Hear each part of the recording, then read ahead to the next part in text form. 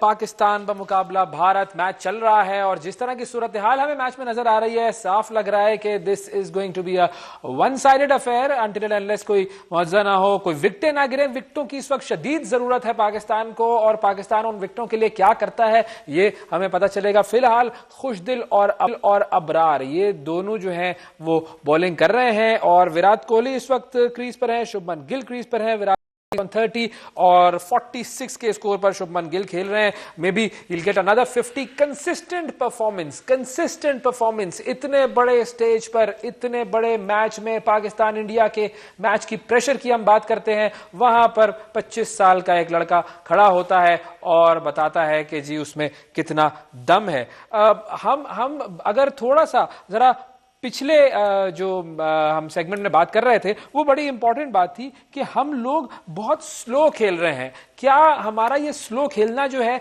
ये किसी क्या गेम के प्रेशर की वजह से है या हमारी वो स्किल ही ऐसी हो गई है कि हमने हर चीज को बहुत ही सुकून से लेकर चलना है? क्योंकि कोई खिलाड़ी ऐसा नहीं था हमारा जो कि 100 से ऊपर के स्ट्राइक रेट पर जाए। शुरू करते हैं हम इमामुल हक से। इमामुल हक 10 रन बनाकर आउट हुए। शोएब मोहम्मद साहब, इमामुल हक की इंक्लूजन को आप कैसे देखते हैं इस टीम में, और उस्मान का ना होना, क्योंकि उस्मान जो है वो दुबई की कंडीशन से भी वाकिफ है, हिट भी कर सकता है, कैसे देखते हैं इस चीज को आप?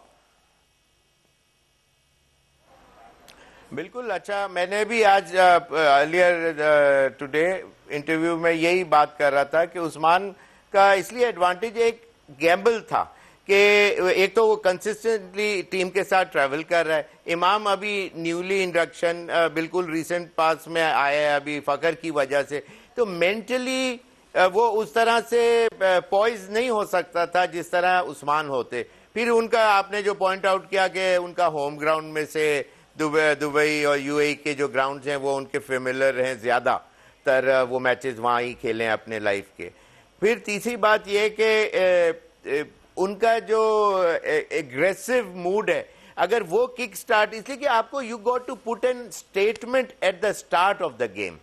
और शुभमन गिल जो है वो आउट हो गए हैं सर। ये एक खुशी की खबर मैच में आ गई है। वो जो हम बात कर रहे थे ब्रेक थ्रू होना चाहिए था, शुभमन गिल जो है वो आउट हो। अबरार ने उनकी विकेट ली है। अबरार जिनको हम मिस्ट्री स्पिनर कहते हैं, और शुभमन गिल जो है वो इस वक्त आउट हो चुके हैं 46 रन बनाकर। 50 नहीं बना सके। मैं अभी थोड़ी देर पहले कह रहा था कि may be he is going towards another 50, लेकिन ये नहीं हो सका और एक और विकेट भारत का गिर गया है। Is it a bit too late या फिर ये एक ब्रेक थ्रू साबित हो सकता है और हम आगे जो है वो अपने इस मैच में कम बैक कर सकता है पाकिस्तान? क्या ऐसा हो सकता है कम बैक या नहीं शोएब साहब? बिल्कुल, पाकिस्तान के लिए doors had again open for them, और इसमें यह है कि अब इंडिया को कम से कम ज्यादा से ज्यादा 1 या 2 विकेटों के अंदर 200 के करीब आना पड़ेगा।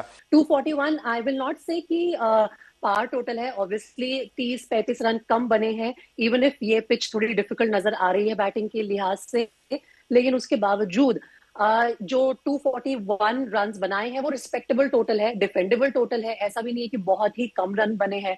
सो इफ जो फेम्ड बॉलिंग लाइनअप है पाकिस्तान का, if it comes true to its reputation, तो तकलीफ भी हो सकती है। तो बैलेंस अभी नजर आ रहा है। हालांकि गेम बहुत जल्द पाकिस्तान के हाथ से निकल भी सकता है अगर विकेट और जल्दी नहीं गिरे तो, क्योंकि जिस तरीके से खेल रहे हैं मैच इस वक्त, जिस तरह से भारत की टीम इस वक्त तेजी से टारगेट की तरफ बढ़ रही है, तो ये थोड़ा सा मामला जो है मुझे लग रहा है कि ये शायद 30-35 ओवर में मामला निमट सकता है अगर इसी तरह चलता रहा ये सिलसिला। क्योंकि पाकिस्तानी बॉलिंग लाइनअप जो है वो अगर हम देखें गुज़िश्ता कुछ मैचेस में तो वो अच्छा परफॉर्म नहीं कर पाया है। चंद्रेश नारायण, आप बताएं जी। एक तो मैं सबसे पहले आना चाहूंगा क्योंकि अभी ताजा जो विकेट गिरी है वो रोहित शर्मा की है। रोहित ने अभी कुछ मैचेस पहले सेंचुरी तो बनाई थी, बट अगेन आज भी वो एक बहुत कम स्कोर पर आउट हुए हैं। सबसे पहले तो आज के मैच के बारे में आपसे मैं जानना चाहूंगा कि आपके क्या विचार हैं, और फिर उसके बाद रोहित शर्मा पर भी आते हैं।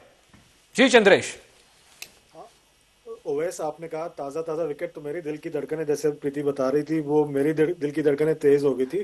फिर मैंने चेक किया तो पता चला रोहित को जाके एक जमाना हो गया। सेम हियर चंद्रेश, मुझे भी लगा।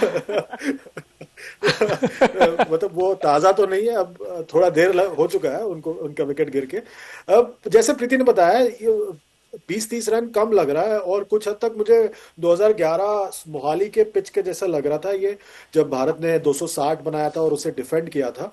और आई थिंक बीच में रिजवान और सऊद ने बहुत बढ़िया पार्टनरशिप की, पर जिस तरह से जो मिडिल और लोअर ऑर्डर ने कंट्रीब्यूट नहीं किया, आई थिंक उससे जरूर वहां पे उनको थोड़ी परेशानी जरूर हुई होगी, क्योंकि और ज्यादा कंट्रीब्यूट करने की जरूरत थी वहां पर मिडिल और लोअर ऑर्डर को, क्योंकि रिजवान जब आउट हुए उसके बाद भी 17 ओवर बचे थे।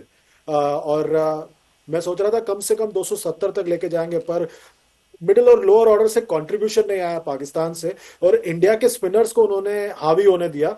I think that was not a wise strategy. बिल्कुल बिल्कुल सही कह रहे हैं, सही कह रहे हैं। अच्छा, अब रोहित की, जो मैंने आपसे सवाल किया था रोहित की बैटिंग के हवाले से, Rohit is one of the greatest players that has ever been produced by India and for world cricket अगर हम बात करें, one of the greatest players. और उसने जो अपना प्राइम में जो जो कुछ किया है वो हम सबके सामने है। बट अगेन अब लग रहा है कि ये टूर्नामेंट जो है वो रोहित का आखिरी आईसीसी टूर्नामेंट होगा।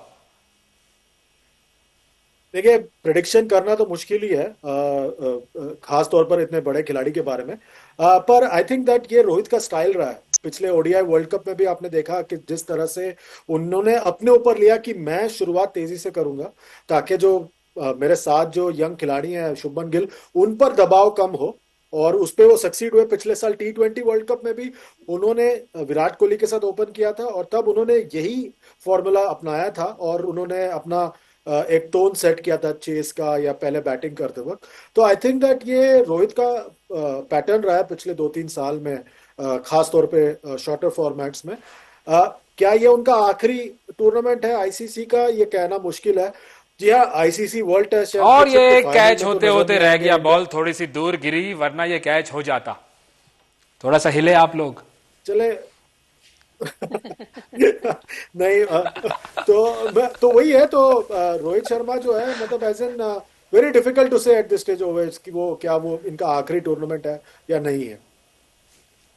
ओके, हमारे साथ शोएब मोहम्मद साहब भी ज्वाइन कर चुके हैं, one of the greatest batsman that we have seen, और उनको भी हम खुशामदीद कहते हैं अपने प्रोग्राम में। खालिद लतीफ साहब भी हमारे साथ मौजूद है। खालिद साहब, मैं आपकी तरफ जाना चाहूंगा।